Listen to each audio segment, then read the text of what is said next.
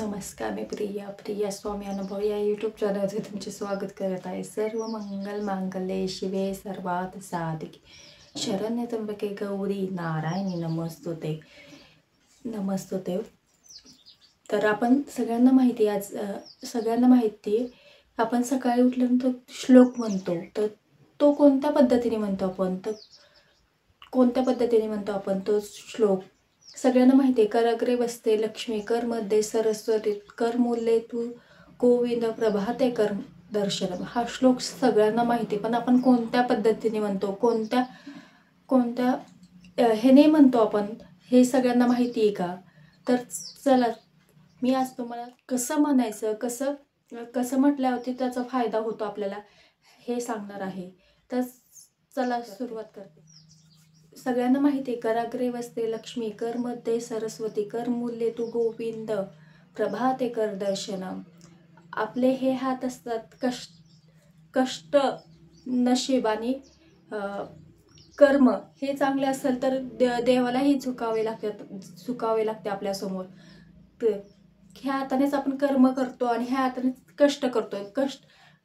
कष्ट भरपूर केले, मेहनत भरपूर केली तरच आपल्या कष्टाला यश मिळतं आणि आपण सर्वोच्च शिखर गाठू शकतो, यशाचं शिखर गाठू शकतो।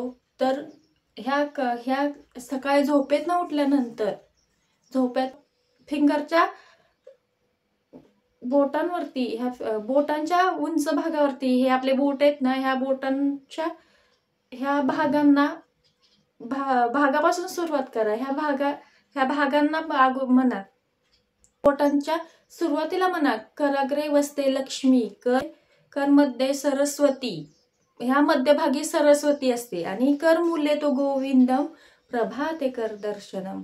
तर ह्या भागात गोविंद वसतो आपल्या शरीरात, आणि ह्या मध्यभागी सरस्वती वसते, आणि ह्या उंच भागी लक्ष्मी वसते। तर अशा प्रकारे जर आपण हा श्लोक म्हटला तर नक्कीच फायदा होईल, आणि आपले नक्कीच कष्ट, जी मेहनत घेतो आपण ती नक्कीच साध्य होईल।